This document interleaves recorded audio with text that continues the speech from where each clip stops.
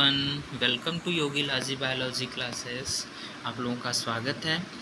तो हम लोग बात करते हैं इकाई 1 के बारे में, जीव जगत में विविधता। जीव जगत में विविधता क्या है? तो सबसे पहले हम लोग बात करेंगे कि जीव जगत क्या है।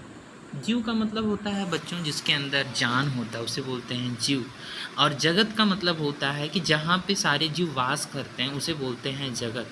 और विविधता का मतलब विभिन्न प्रकार के जीव विभिन्न विभिन्न स्थानों पे वास करते हैं, इसलिए इसे बोला गया है जीव जगत में विविधता। तो इस यूनिट के बारे में हम लोग बात करेंगे जीव जगत अध्याय 1 के बारे में, अध्याय 2 के बारे में बात करेंगे जीव जगत का वर्गीकरण, और अध्याय 3 के बारे में बात करेंगे वनस्पति जगत और प्राणी जगत। तो इस लेसन के अंतर्गत हमें ये सारी चीज़ें क्या करना है, पढ़ना है। आइए हम लोग आगे चलते हैं। यहाँ पे एक साइंटिस्ट का नाम है जिनका नाम है अर्नेस्ट मेयर। ठीक है, अर्नेस्ट मेयर का जन्म 5 जुलाई 1904 में जर्मनी में हुआ था, और जिन्हें 20वीं सदी का डार्विन कहा गया है। ठीक है, ये चीज़ आप लोग याद रखेंगे कि 20वीं सदी का डार्विन किसे कहा गया है। तो 20वीं सदी का डार्विन अर्नेस्ट मेयर को कहा गया है, जिन्हें 3 नोबेल प्राइज से सम्मानित किया गया है। ठीक है, ये चीज़ आप याद रखेंगे। अब हम लोग बात करेंगे अपने चैप्टर 1 के बारे में, जिसका नाम है जीव जगत। तो जीव जो होते हैं जिनके अंदर जान होता है, जो वृद्धि करते हैं, जो प्रजनन करते हैं, जो उपापचय की क्रिया करते हैं, उन्हें बोलते हैं जीव। और जगत का मतलब जहाँ पे सारे के सारे जीव जो होते हैं वो निवास करते हैं उसे बोलते हैं जगत। तो जीव जगत हमारा कैसा है? बहुत ही सुंदर, बहुत ही निराला है, उसे बोलते हैं जीव जगत। यहाँ पे क्या पाए जाते हैं? वासस्थान, चाहे ठंडे हो, गर्म हो, पर्णपाती वन, महासागर, ठीक है, झीलें, इन सारी जगहों पे क्या होते हैं? जीव पाए जाते हैं। अब हम लोग बात करेंगे जीव क्या है, अर्थात जीव लिविंग और नॉन लिविंग के बारे में हम लोग बात करेंगे, निर्जीव और सजीव के बारे में। तो जीव हम लोग कैसे, अगर कोई पूछे जीव क्या है तो जीव को कैसे हम लोग बताएंगे कि जीव है हमारा जो वृद्धि करता हो, जो जनन करता हो, और जो वातावरण के अनुसार अनुकूल क्रिया करता हो, उसे क्या बोलते हैं? जीव बोलते हैं। तो जीव क्या क्या करते हैं भैया? जो वृद्धि करते हैं, जनन करते हैं और पर्यावरण के प्रति संवेदनशील होते हैं, उसे बोलते हैं जीव। अगर हम लोग वृद्धि की बात करें तो वृद्धि क्या होता है? देखो,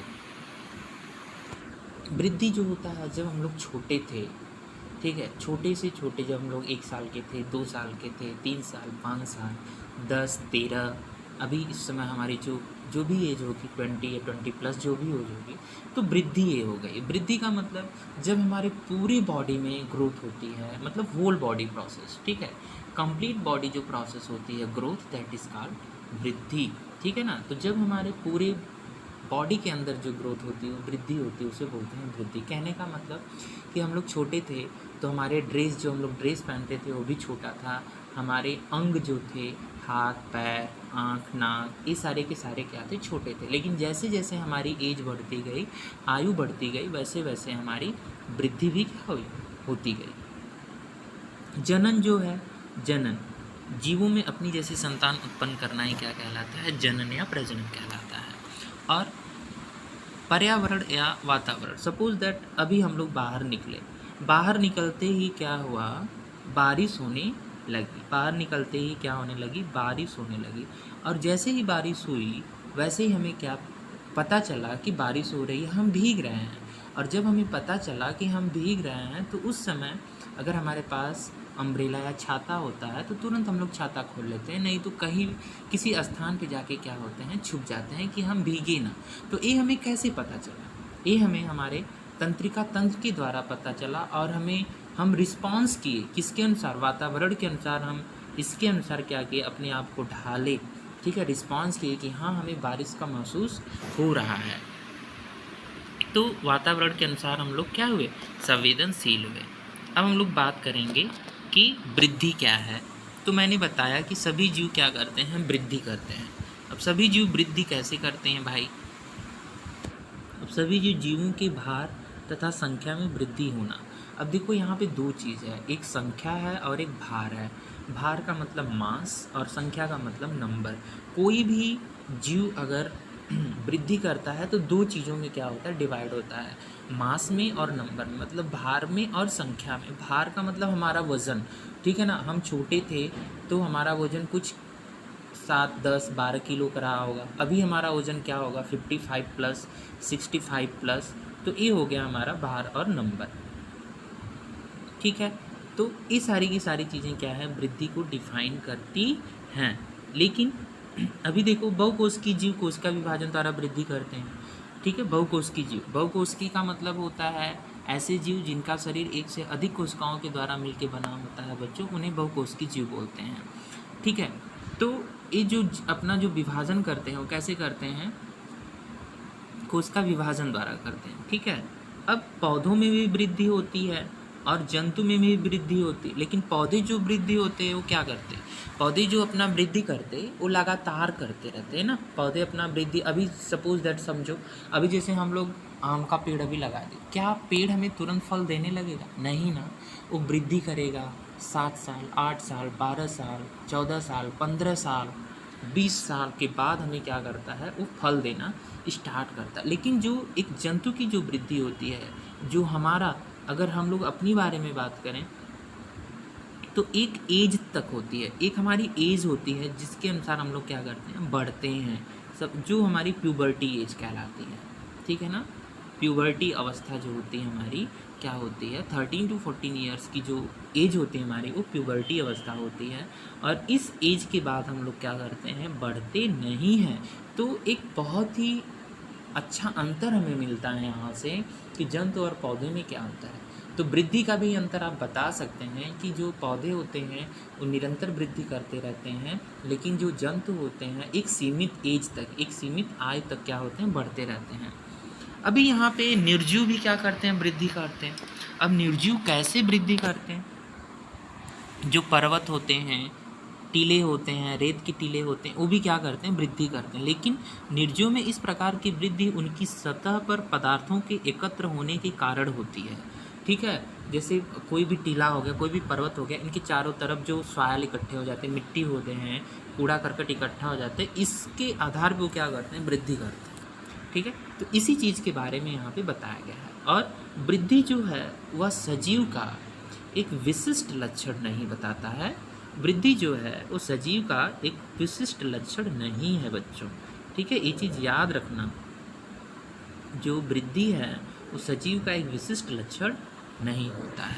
चलिए अब हम लोग बात करते हैं जनन के बारे में। किसके बारे में, जनन के बारे में।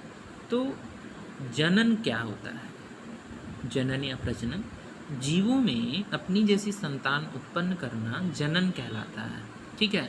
और जनन जो होते हैं बच्चों वो 2 प्रकार के होते हैं। जनन कितने प्रकार के होते हैं, 2 प्रकार के, एक लैंगिक जनन होता है और एक अलैंगिक जनन होता है। लैंगिक जनन में 2 जंतुओं का होना निर्धारित रहता है या पाया जाता है।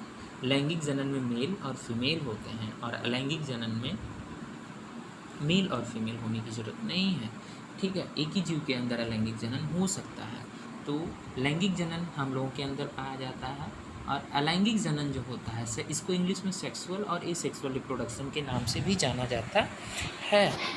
तो यहाँ पे जो बताया गया है कि यहाँ पे जीव अलैंगिक जनन करते हैं, जैसे फंजाई, कवक लाखों अलैंगिक विषाणुओं द्वारा गुणन करती है, सरलता से फैल जाती है, ठीक है। निम्न कोटि के जीव ईस्ट हाइड्रा भी क्या करते हैं, जनन करते हैं। अर्थात एक खंडित फंजाई एवं शैवाल प्रथम तभी संघ विखंडन विधि द्वारा गुणन करते हैं। अमीबा विषय चर्चा करते हैं, जब जनन वृद्धि पर्यावाची अर्थात कोशिकाओं द्वारा वृद्धि करते हैं। तो यहाँ पे क्या होता है, वृद्धि जो जनन करते हैं। अब यहाँ पे कुछ जंतु जो हैं ऐसे जीव जनन नहीं करते। कौन से जीव, जैसे खच्चर, मधुमक्खी, मानव युगल आदि। तो कुछ जो जीव हैं वो भी क्या करते हैं, जनन नहीं करते। तो हम लोग कह सकते हैं कि हमने यहाँ पे दो लक्षण देखा, वृद्धि और जनन। ये दोनों ही लक्षण जो हैं वो क्या करते हैं, जंतु को निर्धारित नहीं करते हैं, विशिष्ट लक्षण इसके नहीं हो सकते। अब हम लोग बात करेंगे उपापचय के बारे में। तो जो उपापचय होता है, उपापचय का जो लक्षण होता है, उपापचय का लक्षण क्या है, उपापचय के लक्षण के बारे में हम लोग बात करते हैं। तो उपापचय का जो लक्षण है वो रसायन छोटे बड़े विभिन्न वर्ग माप आदि क्रियाकारक जैव लक्षण में बदल जाते हैं, उनका निर्माण करते हैं, परिवर्तन रासायनिक अथवा उपापचय क्रिया करते हैं। बहुकोशिकी या एक कोशिकीय जीव हजारों उपापचय क्रियाएं क्या है करते रहते हैं, लेकिन वो क्या करते हैं, साथ साथ चलते रहते हैं। जैसे प्राणियों को सूक्ष्म जीवों उपापचय क्रियाएँ होती हैं, मुक्त तंत्र में उपापचय क्रियाएँ प्रदर्शित हो सकती हैं।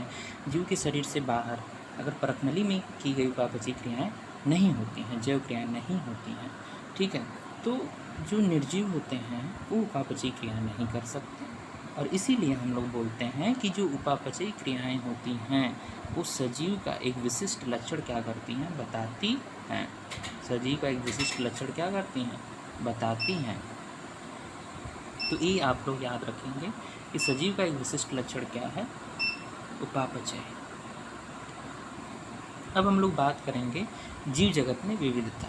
तो जीव जगत में विविधता क्या होती है, तो जैसा कि मैंने बताया कि जीव जगत की जो विविधता है, जीव जगत कोई भी जगत में या किसी भी इन्वायरमेंट वातावरण पर्यावरण में एक से अधिक जीव क्या होते हैं, पाए जाते हैं, एक से अधिक जीव पाए जाते हैं। और चाहे हमारा जो पर्यावरण है, चाहे वो गर्म पर्यावरण हो या ठंडा पर्यावरण हो, हर जगह विभिन्न प्रकार के जीव देखने को मिलते हैं, ठीक है। पेड़ पौधे जीव जंतु क्या होते हैं, देखने को मिलते हैं। और ये जो जीव होते हैं वो विभिन्न प्रकार के पाए जाते हैं, इसीलिए इनकी क्या होती है, विविधता होती है। जीव जगत में विविधता इन्हें बोलते हैं, ठीक है। अर्थात हमारे चारों तरफ ही देख लिया जाए तो हमारे चारों तरफ जो होते हैं विभिन्न प्रकार के जीव होते हैं, ठीक है। हम लोग अपने गांव में रहते हैं, अपने घर पे रहते हैं, तो हमारे घर के चारों तरफ, ठीक है, डॉगी होते हैं, एलिफेंट देखने को मिलती हैं, हॉर्स देखने को मिलते हैं, ठीक है, भैंस गाय देखने को मिलती हैं, विभिन्न प्रकार के जीव जंतु, विभिन्न प्रकार के पौधे भी क्या होते हैं, मिलते हैं। तो अभी तक हमें जो ज्ञात स्पीसीज है 1.7 to 1.8 मिलियन जो है, हमें जो स्पीसीज क्या है वो ज्ञात है, ठीक है। हम इसे जैव विविधता अथवा पृथ्वी पर स्थित जीवों की संख्या कह सकते हैं कि इतने जीव की संख्या हम लोग खोज लिए हैं, पहचान लिए हैं, ठीक है। अब इन्हें जब हम लोग खोज लेते हैं, तो उन्हें एक प्रत्येक जीव का एक नाम होता है जिससे वह उसी नाम से क्या होता है, पहचाना जाता है। इस प्रक्रिया का नाम पद्धति है, ठीक है। इस प्रक्रिया को हम लोग नाम पद्धति कहते हैं। तो हम लोग भी जन्म लेते हैं, तो हमारा नामकरण होता है। तो हम लोगों का एडमिशन स्कूल में होता है, तो जो एडमिशन स्कूल में होता है उसी नाम से हम लोग आगे चर्चित होते हैं, ठीक है। हमारे जो दोस्त होते हैं, जो फ्रेंड होते हैं, उसी नाम से हमें क्या करते हैं, पहचानते हैं, ठीक है। एक जीव के एक से अधिक नाम हो सकते हैं, लेकिन इनका जो करैक्टर होता है, जो लक्षण होता है, क्या होता है, विभिन्न होता है। तो यहाँ पे हम लोग तो नाम पद्धति करते हैं। जब नाम पद्धति करते हैं तो उससे पहले हमें क्या होता है, इसको पहचाना जाता है। तो सबसे पहले जब जीवों का वर्णन सही हो और हम यह जानते हों कि यह नाम किसी जीव का है, तो इसे पहचान कहते हैं। तो सबसे पहले हम लोग जीव को क्या करेंगे, पहचानेंगे और फिर उसका नामकरण करेंगे। अब उसको कैसे पहचाना जाता है, तो यहाँ पे 2 यूनिट हैं। तो ये जो 2 यूनिट हैं वो क्या काम करती हैं, पहचानने का। पौधों के लिए वैज्ञानिक नाम का आधार सर्वमान्य नियम तथा कसौटी है, जिनको international code of botanical nomenclature कहा गया है। ICBN के अंतर्गत हम लोग पौधों का क्या करते हैं, वैज्ञानिक नाम देते हैं, और प्राणी वर्गीकरण को international code of zoological nomenclature बताया गया है, जिसके अंतर्गत हम लोग जंतुओं को क्या करते हैं, वर्गीकृत करते हैं। तो जीव विज्ञान जो है हमारा, जीव के वैज्ञानिक नाम देने के लिए सार्वजनिक मान्य नियमों का पालन करते हैं। प्रत्येक नाम के 2 घटक है, वंश नाम तथा जाति संकेत, ठीक है। तो वंश नाम जो होता है वह हमारे वंश को निर्धारित करता है और जाति नाम जो होता है हमारे जाति को निर्धारित करता है। और उसे हम लोग क्या करते हैं, प्राणी को जिसमें दो नाम के दो घटक होते हैं उसे द्विनाम पद्धति कहते हैं। तो द्विनाम पद्धति क्या होती है, जीवों के दो नाम होने की प्रवृत्ति को हम लोग द्विनाम पद्धति कहते हैं। जीवों की दो नाम होने की प्रवृत्ति को हम लोग द्विनाम पद्धति कहते हैं, जिसमें पहला नाम उसके वंश का होता है और दूसरा नाम उसकी जाति का होता है। जैसे हम लोग अगर अपना नाम ही ले लें, गौरव वंश का नाम हो गया, और सिंह गौरव सिंह, ठीक है। जैसे मैग्नीफेरा इंडिका, रैटस रैटस, नाजा नाजा, ठीक है, कैनिस फैमिलियरिस, इस सब जूलॉजिकल नेम है, बॉटेनिकल नेम है। पाइसम सेटाइवम मटर का नाम हो गया, ठीक है। मैंजीफेरा इंडिका मैंगो आम का नाम हो गया। तो उसको करने के लिए हम लोग क्या करते हैं, जानते हैं। तो उसको करने के लिए कुछ नियम यहाँ पे बनाए गए हैं, और वो नियम क्या हैं देखते हैं, ठीक है। वैज्ञानिक नाम मैंजीफेरा इंडिका है, ठीक है। तो जाति की संकेत नाम पद्धति के निम्नलिखित नियम है। पहला नियम है, जैविक नाम प्रायः लैटिन भाषा में होते हैं और तिरछे अक्षरों में लिखे जाते हैं, ठीक है। तो इन्हें लैटिनीकरण अथवा लैटिन भाषा कहा जाता है। तो जैविक नाम प्रायः लैटिन भाषा में होते हैं, ठीक है। जैविक नाम जो होते हैं लैटिन भाषा में होते हैं, ठीक है, और तिरछे अक्षरों में से क्या होता है, लिखे जाते हैं। जैविक नाम शब्द वंश नाम होता है, जबकि दूसरा नाम जाति संकेत का होता है, ठीक है। जैविक नाम को जब हाथ से लिखते हैं तो दोनों शब्दों को अलग अलग रेखांकित अथवा छपाई में तिरछा लिखना चाहिए, ठीक है, जिसे लैटिन उद्भव को दिखाता है, ठीक है। और जो चौथा नियम क्या बताता है कि पहला अक्षर जो वंश को बताता है वो बड़े अक्षरों में होना चाहिए, जबकि जाति का छोटा अक्षर जो होता है छोटे अक्षरों में होना चाहिए, जैसे मैंजीफेरा इंडिका, ठीक है। और हम लोग जब नाम लिखते हैं ना बच्चों, किसी भी जैसे वंश का नाम मैंजीफेरा और जाति का नाम इंडिका, तो उसके नीचे हम लोग अंडरलाइन क्या करते हैं, कर देते हैं, ठीक है। तो अब वर्गीकरण क्या होता है, देखो वर्गीकरण, ठीक है। यद्यपि सभी जीवों का अध्ययन करना लगभग असंभव है, इसलिए ऐसी युक्ति बनाने की आवश्यकता है जो इसे संभव कर सके। इस प्रक्रिया को वर्गीकरण कहते हैं। इस प्रक्रिया को क्या कहते हैं, वर्गीकरण कहते हैं। तो वर्गीकरण में हम लोग जीवों को उसके लक्षण, आधार, रंग रूप के आधार पर उसे छोटे बड़े समूहों में बांटना ही क्या कहलाता है, वर्गीकरण कहलाता है। और जो वर्गीकरण जो कहलाता है वो क्या होता है कि हर जंतु का या हर पौधे का जिनका उपयोग हम पढ़ने में करते हैं, इन वर्गों को वैज्ञानिक शब्दावली टैक्सा कहते हैं। यहाँ आपको स्वीकार करना चाहिए कि टैक्सा विभिन्न स्तर पर सभी वर्गों को बता सकता है, ठीक है। अब जैसे स्तनधारी कुत्ता भी एक टैक्सा है, ठीक है, पौधे गेहूँ भी एक टैक्सा है, ठीक है। तो उसे हम लोग क्या करते हैं, टैक्सा करते हैं।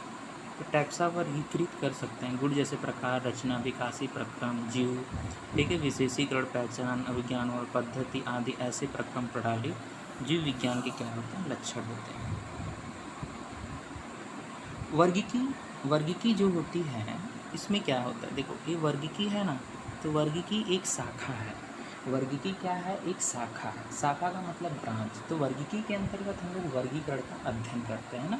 तो वर्गीकी एक विज्ञान की शाखा है जिसके अंतर्गत हम लोग वर्गीकरण का क्या करते हैं, अध्ययन करते हैं। वर्गीकरण जो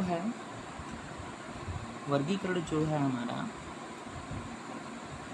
काफ़ी समय से मानव विभिन्न प्रकार के जीवों के विषय में जानने और उनकी विविधता सहित संबंध में रुचि लेता रहा। अध्ययन को इस शाखा को वर्गीकरण पद्धति सिस्टेमिक्स कहते हैं, ठीक है। किसी भी काम को करने का एक सिस्टम होता है, ठीक है, और इसी को हम लोग क्या बोलते हैं, पद्धति सिस्टेमिक्स कहते हैं, ठीक है। पब्लिकेशन का टाइटल सिस्टेमा नेचुरा चुना गया, ठीक है। तो द्विनाम पद्धति, ठीक है, तो उसे हम लोग